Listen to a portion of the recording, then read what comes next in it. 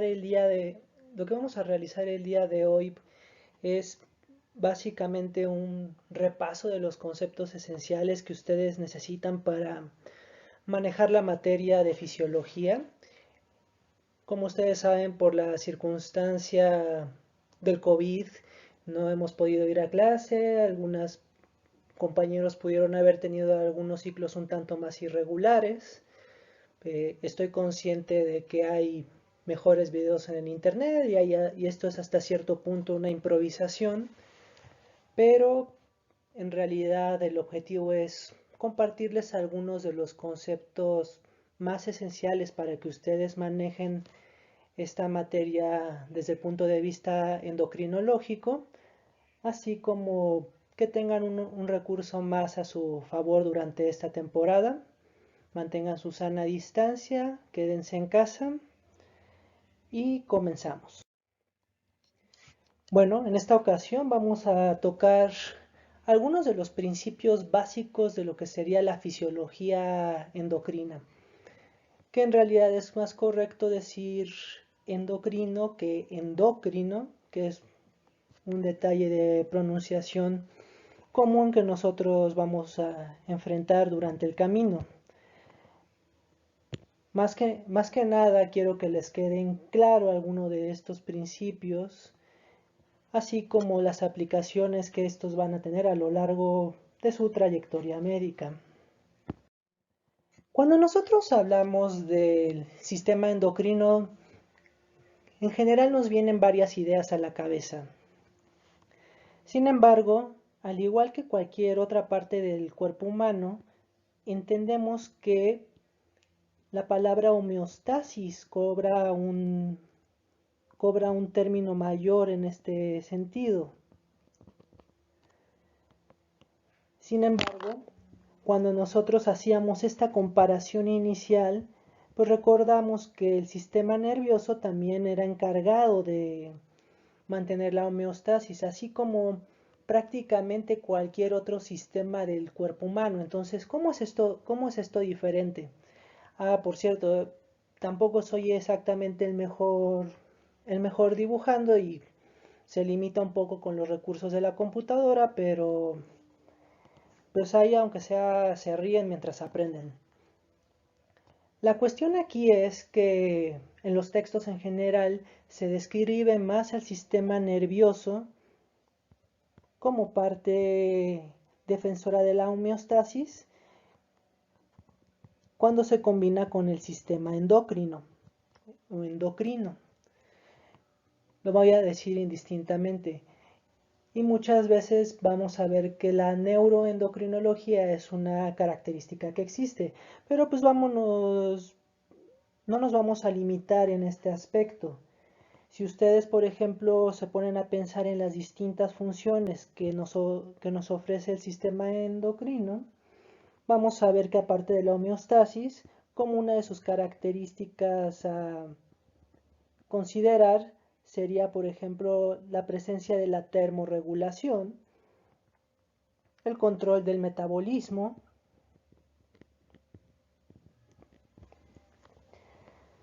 vamos a darnos cuenta que también va a servir para comprender y regular los volúmenes corporales, toda el agua que se encuentra en nuestro interior, pero no solamente el agua tal cual, sino los iones que se encuentran dentro de la misma, que es lo que nosotros conocemos comúnmente o corrientemente como el equilibrio hidroelectrolítico, ¿no? Esto es alguno de los otros detalles que tenemos que considerar. También va a cumplir una función capital el sistema endocrino, que creo que es como el más rico de todos en ese sentido, que es también la función de la reproducción. Básicamente, la mayor expresión de la homeostasis la podríamos ver como la preservación de la vida a través de las generaciones futuras.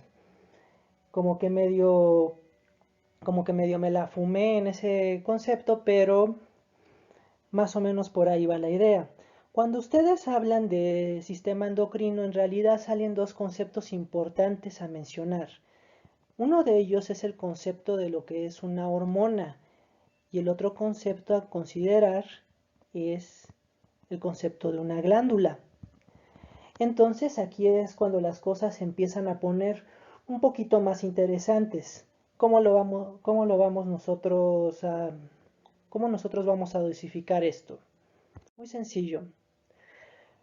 Cuando hablamos de hormona, vamos a ver que desde acá tiene un origen griego, del griego horman, que significa ponerse en movimiento, que en realidad suena muy similar al término en inglés que es hormone, así como a quien le guste idiomas un poquito más exóticos, pues en japonés cuando dices la palabra hormone, literalmente en regiones principalmente como Osaka significa tripas.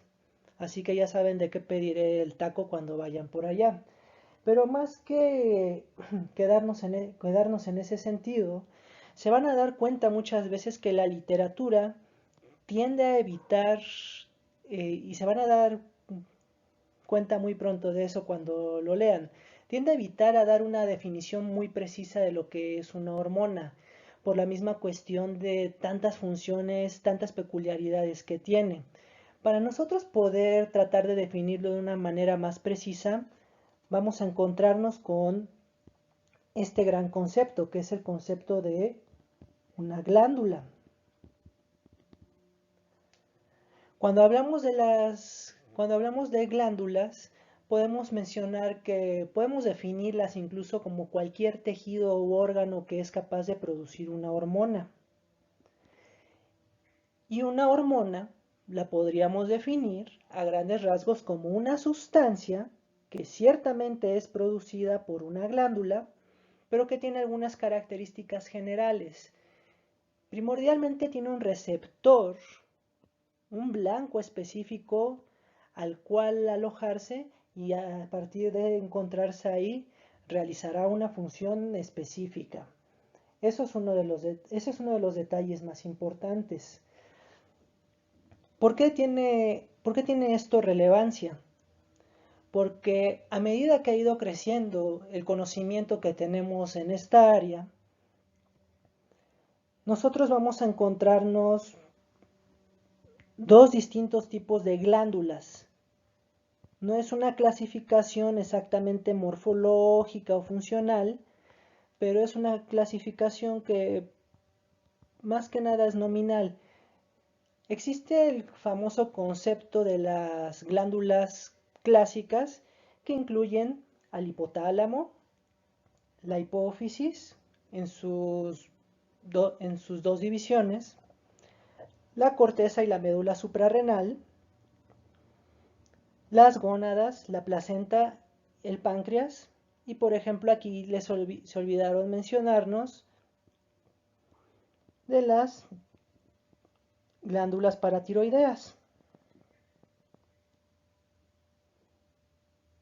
Sí, clásicamente son 8. Entonces pudiéramos pensar, bueno, creo que bastante cubierto tienes todo el asunto al respecto. Sin embargo, por ejemplo, pues podemos pensar en nuestro riñoncito, que es un frijol que me salió medio chaqueto, pero aquí está, ya no está tan horrible. Por ejemplo, el riñón es un órgano que tiene la capacidad de sintetizar la eritropoyetina, que tiene la gran virtud de acelerar la producción de eritrocitos y la estimulación de la médula ósea. Eso me refiero. Si se fijan, cumple todas las características de las definiciones que mencionamos. Podemos, por ejemplo, hablar que a nivel de la vasculatura, las células que recubren la parte más interna de los vasos, que es el famoso endotelio, muchas veces ya se considera como un órgano endocrino en sí. Por ejemplo, podemos pensar en el famoso óxido nítrico, previamente llamado el factor relajante del endotelio. Incluso,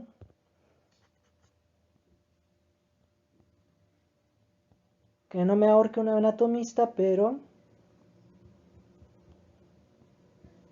nuestro querido y bonito corazón también es capaz de sintetizar, por ejemplo, el péptido cerebral natriurético, el famoso BNP, que de cerebral en este caso no tiene nada, pero eso lo comentaremos después, y va a generar esta particularidad.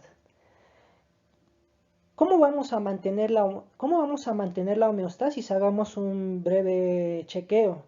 Hipotálamo, todas las funciones de regulación de la temperatura, del apetito de los individuos. Podemos, entre otras tantas, mencionar esas.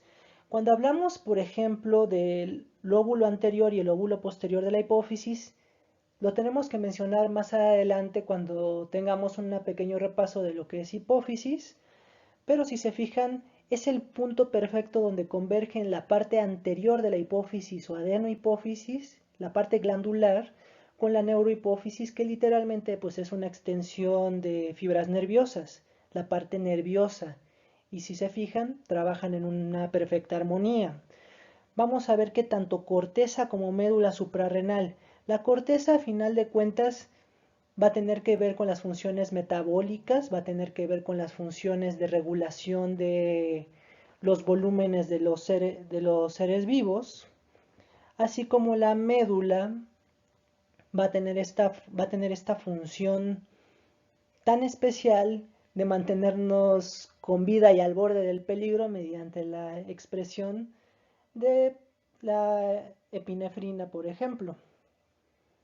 Las gónadas, pues ni se diga, nos sobran tanates para la reproducción.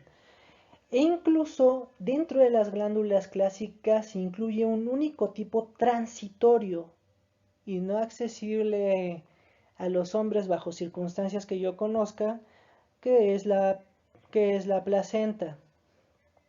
Función, pues hasta cierto punto mantener la nutrición y la comunicación madre-hijo, luego ya viene la adolescencia y todas esas cosas, ¿no? No, no se crean. Sin embargo, obviamente sabemos que esta no va a durar para siempre. El páncreas ni se diga que es el pan de cada día de los médicos generales por medio de la diabetes, que también va a ser un gran tema para nosotros para platicar. Y una fuerte regulación también del equilibrio iónico, pero más del lado del calcio-fósforo, pues lo vamos a encontrar con las glándulas paratiroideas.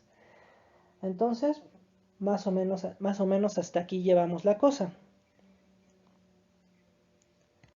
Para que nosotros tengamos algún sentido de lo que debemos hacer con las hormonas, debemos entender ciertos criterios. Tenemos que entender la síntesis de las mismas, los distintos tipos que existen. La función es algo que va implícito, sin embargo, ahora estamos hablando un tanto más introductorio el asunto. Vamos a darnos cuenta, por ejemplo, los medios de transporte que utilizan las hormonas y vamos a dejar como un último punto los distintos mecanismos de acción.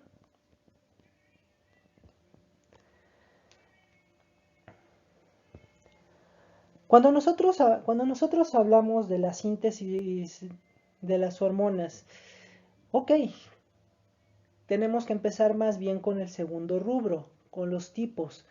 ¿Por qué? Porque así como lo mencioné en un principio, no es tan fácil definir definir una hormona por la gran variedad que presenta dentro de todas estas familias. Vamos a darnos cuenta que la definición más amplia de los distintos tipos de hormona van a incluir en esencia los siguientes ramos. Como ustedes pueden imaginar, están producidas a través de distintas proteínas, entonces vamos a ver que mayoritariamente va a haber una familia peptídica.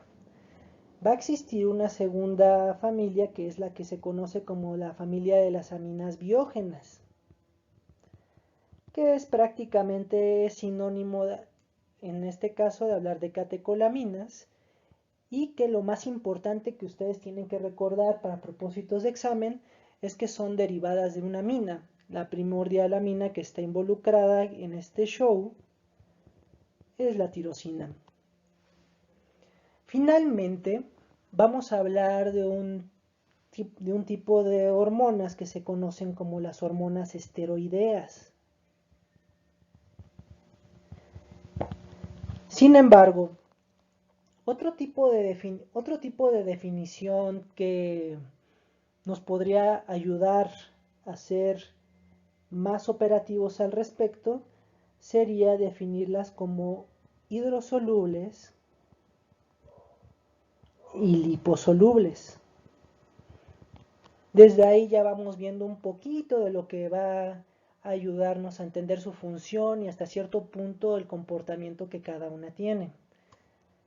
Vamos a darnos cuenta que las hidrosolubles mayormente están compuestas por la familia peptídica y de las aminas biógenas. En cambio, la liposoluble va a estar compuesta primordialmente por las esteroideas. Sin embargo, dentro de la familia de las liposolubles y algo que no podemos nosotros llamar propiamente un esteroide, se encuentran las hormonas tiroideas.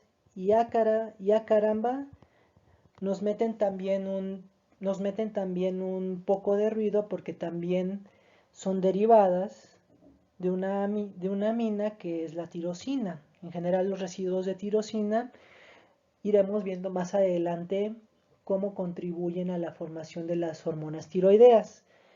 El otro gran aminoácido que vale la pena mencionar en el ejemplo anterior, pues es el triptofano, ¿no? Que es como hasta hay un cuento de triptofanito y todas esas cosas, pues por ahí sí alguna vez los quieren leer un poquito más de estructuras químicas al respecto. Vamos a darnos cuenta de algunos otros detalles. Ya cubrimos los distintos tipos. La síntesis, creo que hay algunos detalles más adelante que nos van a ayudar, pero vamos a ver qué podemos cubrir al respecto. Denme un segundito. Ajá. Que esto no me es tan natural.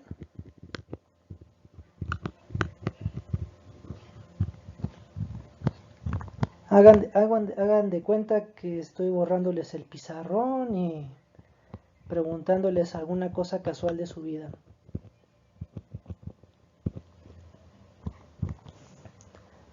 Cuando nosotros hablamos del aspecto tan importante que representa el transporte, y no hablo del metro o del micro, nos vamos a dar cuenta que existe una diferencia clave entre lo que serían las hidrosolubles y las liposolubles. Si quieren hasta pongo una gotita de agua aquí. O sea, soy malo dibujando, pero no es para tanto. Creo que sí me baja bastante esto. Normalmente, ¿cómo podríamos identificarlas? Ok, si hablamos de tipos de transporte, las hidrosolubles prácticamente no deberían tener mayor problema para circular y disolverse en la sangre. Sin embargo, pues muchas veces es necesario cubrirlas con algún cuerpo vesicular para que sean transportadas. Eso no es un mayor problema. Sin embargo, cuando hablamos de la versión liposoluble de la bolita de grasa, entonces vamos a necesitar un cuerpo heroico acá que sea el encargado de llevarse las hormonas liposolubles a sus sitios de acción, que es lo que se va a conocer como una proteína transportadora. Hasta le ponemos acá su gorrito de que es trabajador. Cuando nosotros tenemos, cuando nosotros tenemos entonces estos escenarios en que se traducen. Como ustedes saben, las membranas, que son esta bicapa fosfolipídica, tienen una afinidad por permitir el paso sin mayor problema a sustancias liposolubles, porque es mayormente el colesterol lo que constituye la membrana, los distintos fosfolípidos. Entonces la mayor parte de los receptores que van a existir para las hormonas esteroideas, para las hormonas tiroideas, se van a encontrar a nivel intranuclear. En cambio, y esto es prácticamente sinónimo de ser factores de transcripción. A ver si lo alcanzo a escribir. En cambio, cuando hablamos de los receptores para las cuando hablamos de los receptores para las hormonas de tipo peptídicas, para las aminas biógenas, tienen que ser receptores que se encuentren en la superficie de la célula. Y normalmente son representados a través de las proteínas G. Estas proteínas con sus dominios tanto extramembranales como intramembranales en el exterior y en el interior de la célula, y pueden tener distintos caminos, ¿no?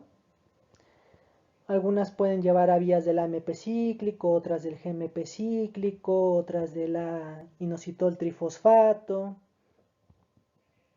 otras del diacilglicerol, que va más de la mano como de esto, entre otras tantas vías, incluso vías que tienen que ver con la tirosincinasa. Eso va a cobrar mucha importancia, por ejemplo, cuando lleguemos a hablar de insulina. ¿Qué otro detalle, hay aquí para considerar? Muy bien.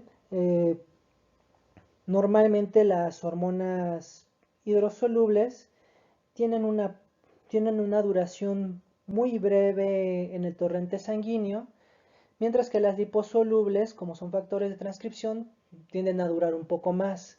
La producción de las hormonas hidrosolubles normalmente es, es regular, es constante. Sin embargo, las hormonas liposolubles normalmente se caracterizan por empezar la producción de las mismas a medida que la necesidad aparece. Incluso podemos ver que si a ustedes les gustan, hay un factor de transcripción que se llama STAR, Steroid Transcription Activating Receptor, que básicamente se encarga de aumentar la producción en la medida en que se vaya necesitando. Y vamos a recordar una cosa, un principio farmacológico básico e importante para ustedes. En la medida en que una hormona o un ligando, lo que sea, esté unida a a una proteína transportadora, por ejemplo, podemos pensar en la albúmina, pero obviamente estas tienen algunos más específicos como las proteínas de unión de las enzimas de las hormonas tiroideas, perdón. Vamos a darnos cuenta que mientras se encuentre unida una proteína, su función biológica estará desactivada. Este es uno de los detalles más importantes que nosotros tenemos que recordar. Habíamos hablado, esto es un poco de lo que ya hemos comentado, los distintos tipos de hormonas. Si se fijan, se basan en la estructura química, lo dividen aquí como en esteroideos, no esteroideos, pero en términos generales respetan muchos de los principios que nosotros hemos encontrado. Aquí hablan de glucoproteicos, pero pues no se separa de la definición de peptídicos que habíamos visto. En cambio, Otro detalle que nosotros teníamos que haber mencionado y que también es de una amplia relevancia es cuando nos toca hablar de la síntesis y las distintas características que tienen. Vamos a hablar muy brevemente de la síntesis de las hormonas peptídicas y esto créanme que es un súper resumen, pero a medida que avancemos, pues iremos dando cada detalle correspondiente en la medida en que sirva. En general nosotros sabemos que en el núcleo va a ocurrir pues prácticamente la síntesis de una nueva proteína, ¿no? Que va a expresarse como un ARN mensajero que evidentemente al salir se va a encontrar en una forma proteica más larga de lo normal, que es lo que se conoce como una preproteína, pero en este caso la llamaremos una prehormona. Incluso cuando son más largos los fragmentos a cortar, que luego iremos viendo cómo funciona un tanto esta lógica, y pueden existir incluso preprohormonas, que al irse cortando, y que el término correcto es escindiendo, alcanzarán la característica final, que es la forma activa. Vamos a ver lo que nos dicen acá. Esto es lo que habíamos visto de la síntesis, es de momento lo más importante que tienen que saber, no es tan importante para el examen que se lo sepan a detalle. Vamos a ver que en general no existen mayores cambios en la estructura conformacional. Vamos a ver que las estructuras proteicas pues entran dentro de la familia de la hidrosolubilidad. Suelen circular libres, salvo estas pequeñas vesículas que pues no representan un mayor obstáculo como sí lo representan las proteínas transportadoras para las hormonas esteroideas. Si esta se disuelve en agua, esta se disuelve en un solvente de origen polar, o sea, esto es liposoluble. Vamos a ver que en general la cascada que precipita la síntesis de las hormonas esteroideas es de origen enzimático por medio de reacciones que implican el colesterol y la conversión del acetato, si no mal recuerdo. También toda la corriente de la pregnenolona y esa historia va un poquito más adelante. Vamos a ver que, en general, un factor muy importante que debo mencionar es que estos estudios que ven hoy en día no eran tan fáciles anteriormente. ¿Por qué? No llevamos demasiado tiempo siendo capaces de medir la concentración de las hormonas, porque en realidad una característica extra que agrego al hecho de que se producen en una glándula, se secretan, van a un órgano blanco, actúan en un receptor preciso, es el hecho de que trabajan a concentraciones muy pequeñitas. Estamos hablando de concentraciones que van desde 10 a la menos 6, como 10 a la menos 9 en promedio, por decir algo, molar. Entonces, dense cuenta de que también aplica aquí un concepto farmacológico muy importante, que es el de la potencia. Muy muy poco es necesario para darles una activación masiva a a la respuesta que nosotros estamos esperando. Esto es lo que hace también de la endocrinología pues algo fascinante. Vamos a ver entonces que a grandes rasgos el programa normalmente nos pide entender cómo nosotros las medimos. En el punto de vista médico, al principio se medían en los líquidos corporales, dígase, dígase agua, orina, semen, sangre, sin embargo, plasma. Sin embargo, no resultaba del todo preciso. Incluso en términos generales, era un poquito mejor tomar la medición en la orina, y se van a dar cuenta que, por ejemplo, para algunas pruebas, cuando revisen a sus pacientes que tengan una enfermedad muy endocrinológica que se llama síndrome de Cushing, enfermedad de Cushing, la medición de las hormonas relacionadas con el cortisol, una opción muy buena para mediciones en la orina. Sin embargo, lo que utilizamos en términos generales para todas estas es el principio inmunológico del radioinmunoanálisis. Vale la pena explicarlo a mayores términos, pues básicamente son anticuerpos marcados contra la fracción de la hormona de interés que se tiene. Es importante saberlo un poquito más a nivel técnico de laboratorio, pero en general el concepto te va a funcionar con saber que esto es con lo que se mide la mayor parte de la concentración de las hormonas de una manera fiable, que no se te pierdan a pesar de estar en tan pequeña concentración en, en una gran cantidad o no tan grande de volumen. Vamos a recordar entonces la acción sobre la célula diana. Cada una tiene su mecanismo, su cascada de activación, qué es lo que van a lograr. Sin embargo, pero las hormonas, los que son liposolubles van a preferir acción intranuclear. Su punto de acción más poderoso va a ser el núcleo.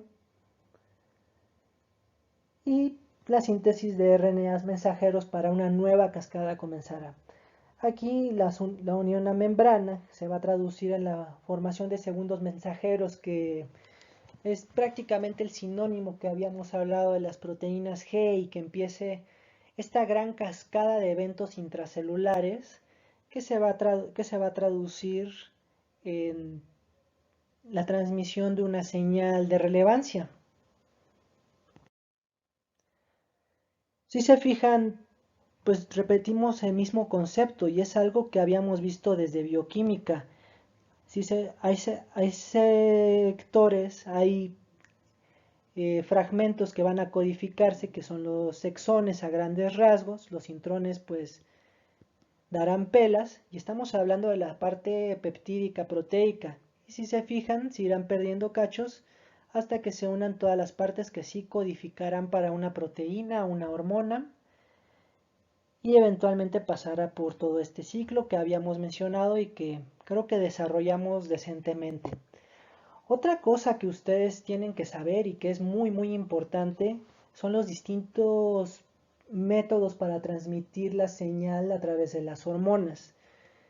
Lo digo de la siguiente manera porque los conceptos cada vez se empalman más, pero en general es algo que habíamos visto desde que abrieron prácticamente el libro de fisiología, pero siempre es algo bueno a saber.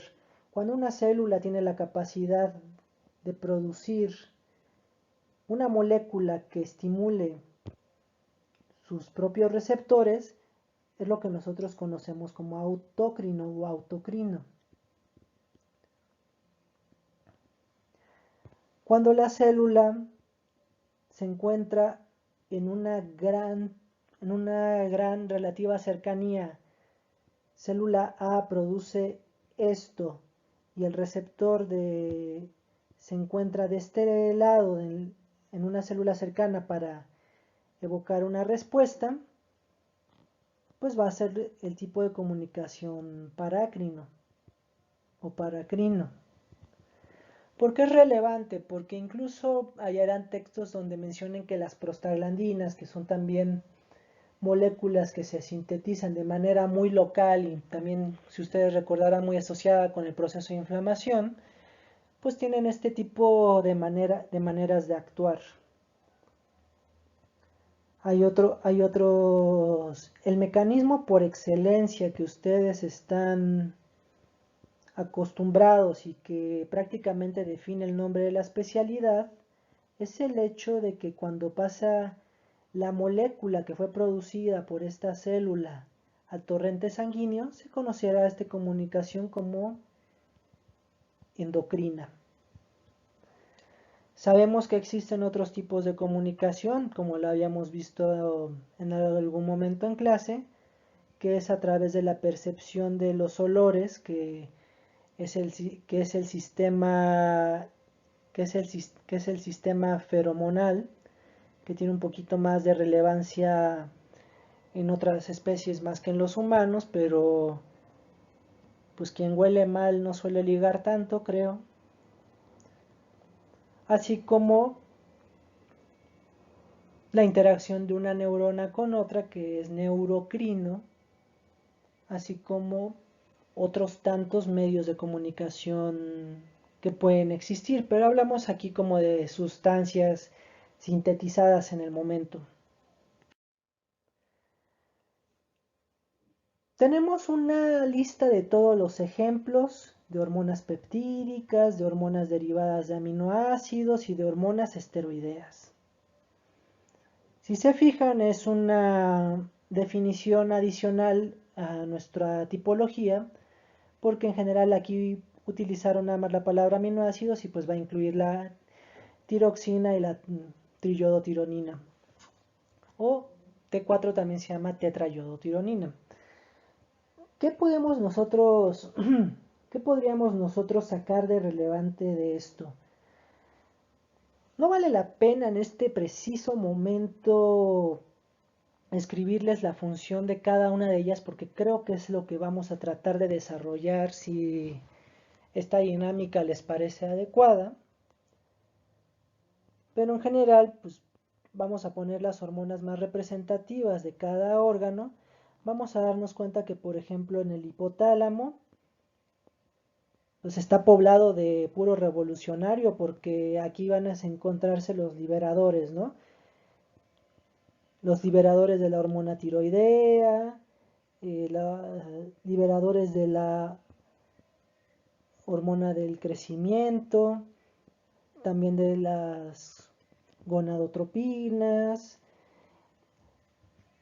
entre otras. Por ejemplo, podemos encontrar que aquí hay cantidades de una hormona importante para la regulación que es la somatostatina, y aquí podemos encontrar la dopamina, que pues comúnmente la asocian ustedes con ser feliz, no ser feliz.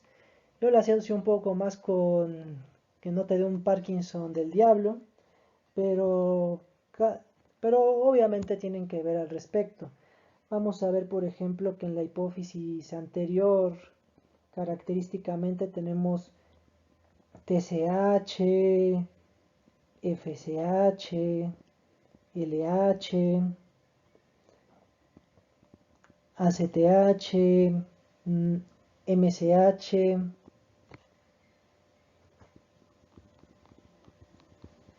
prolactina y la hormona del crecimiento.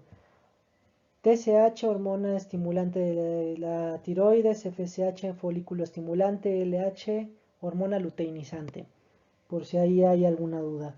En general sabemos que la tiroides va a producir las famosas hormonas tiroideas, que son la tetrayodotironina, representada por T4, y la triyodotironina, representada por T3, y T4 también llamándose tiroxina. A grandes rasgos, sin meternos demasiado todavía en lo bueno del asunto, pues sabemos que el páncreas, gracias a las maravillas de los islotes de Langerhans, va a producir distintas hormonas, pero vamos a dejar que las principales de momento sean la insulina y el glucagón.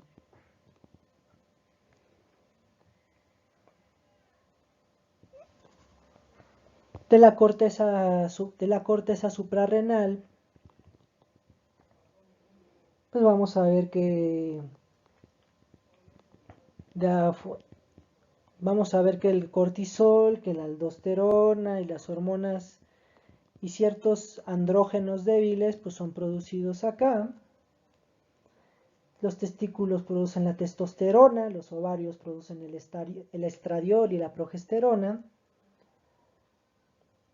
Y pues, por ejemplo, podemos echar que la placenta, pensando en nuestra transitoria glándula clásica, va a tener la producción de lo que les encanta en sus pruebas de embarazo, que es la hormona gonadotropina coriónica, progesterona, estriol y mm, vamos a ver, creo que de momento son las más relevantes.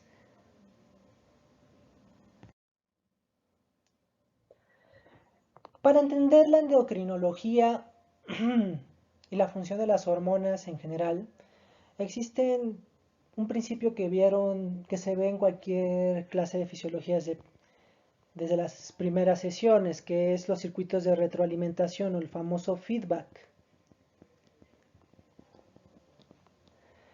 que puede ser positivo o negativo. No vamos a meternos tanto aquí porque creo que ya nos hemos estado prolongando un poco. A grandes rasgos, el feedback negativo va a representar la mayor parte de las reacciones biológicas que ocurren en el ser humano y en la mayoría de los animales, siendo que com- comenzamos con los famosos ejes endocrinos que normalmente se representan por hipotálamo, glándula de interés, que sería la glándula pituitaria o hipófisis, y finalmente la glándula blanco, que esta es como la X, o sea, la más variable de este circuito en general.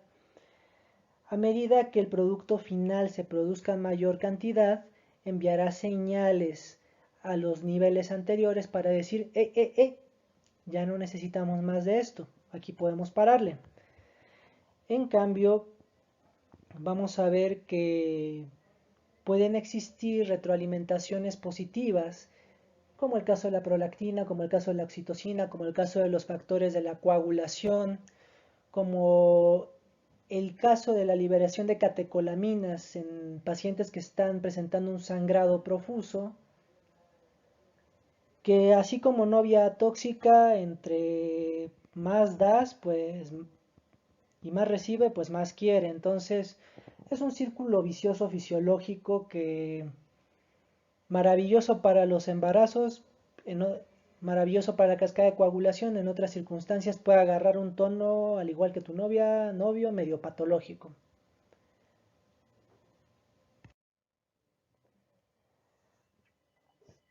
Vamos a entonces a cerrar con algunos aspectos.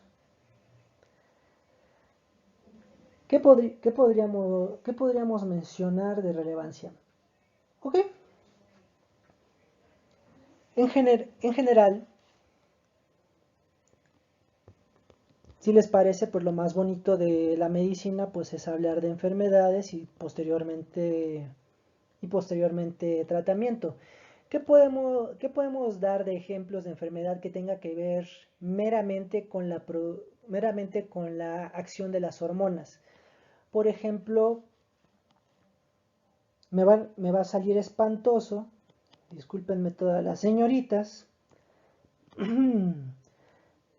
pero una reacción desgraciadamente común, un cuadro común de enfermedad es la aparición de un cáncer de mama.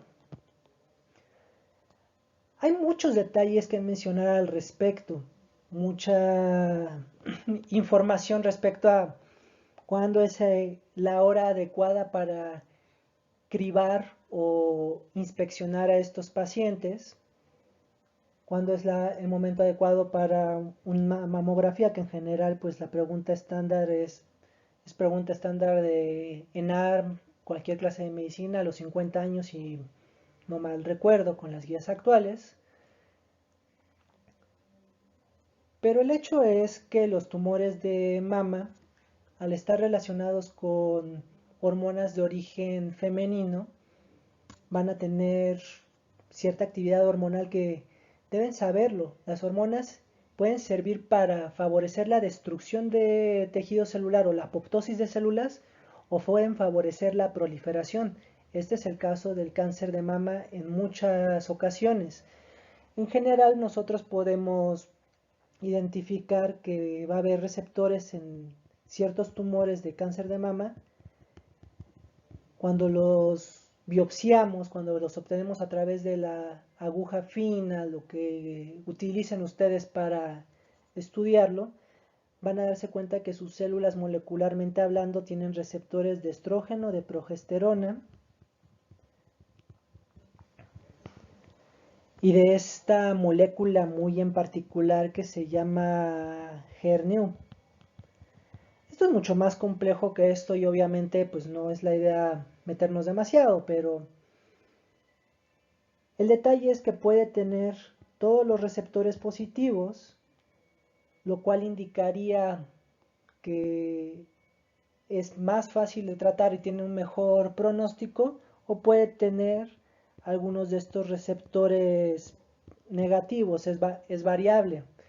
Incluso si lo quieren como complemento medio sangrón de farmacología, hay algunos medicamentos como el trastuzumab que son anticuerpos monoclonales dirigidos específicamente contra HER2. Es importante saberlo en este momento, no tanto para el nivel de las personas que están viendo el video, pero siempre es bueno agregar algo. Y otra cosa que ustedes deben saber y que es un muy buen complemento es el hecho de que, cuando estamos hablando de tumores, ¿no? Cuando se tiene un tumor, a veces estos tumores en su diferenciación celular pueden producir hormonas.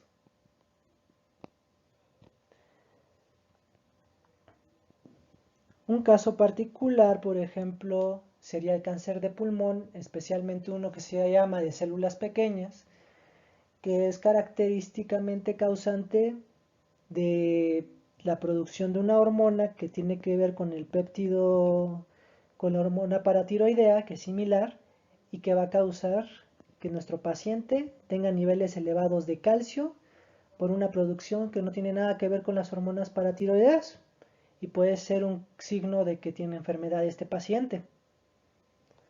Algo que ustedes también deben saber para terminar de sellar estos ciclos es que el hígado, que pues a final de cuentas es un centro metabólico de procesamiento sumamente importante.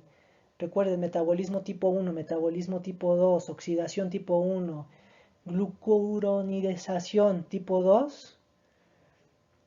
Vamos a darnos cuenta que ciertas hormonas, por ejemplo, las hormonas estrogénicas, cuando se encuentran con un hígado que no es capaz de procesarlas, ya sea por cualquier enfermedad hepática o una insuficiencia del hígado, se puede traducir en que una persona normal, produciendo la hormona que le corresponde, la circunstancia que le corresponde, pero sin un hígado útil, un hombre puede desarrollar pues el aumento de la shishi, que es lo que se conoce con la jerga médica como ginecomastia. Eso es una posibilidad amplia. Cuando hablamos específicamente de los problemas que vienen de las hormonas, tenemos tres escenarios, que en realidad son dos, pero el tercero está disfrazado.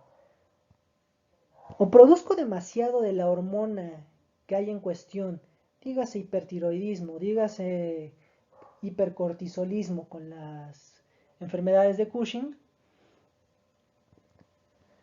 puedo obtener un déficit, pero mi déficit puede ser real, como que la destrucción autoinmune del tejido, de mis tejidos, como es el caso de la diabetes en la forma tipo 1, me puede dejar sin reservas de insulina, o puede ser aparente. ¿En qué sentido? Hay una teoría más de los receptores, como lo vimos.